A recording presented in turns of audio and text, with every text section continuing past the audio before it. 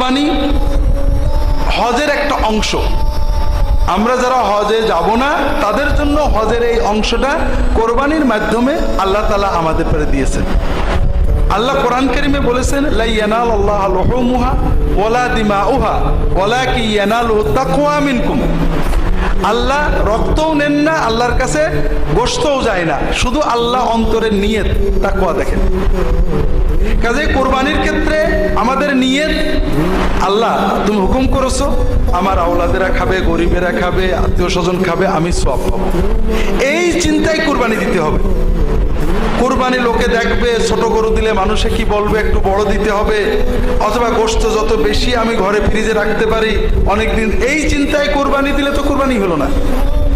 কোরবানি আল্লাহর জন্য আমি ব্যয় করব, আমার সন্তান খাবে এটাও, গরিবেরা খাবে এটাও, আত্মীয় স্বজন খাবে এটাও, আল্লাহর হুকুম হিসেবে আমি পালন করবো।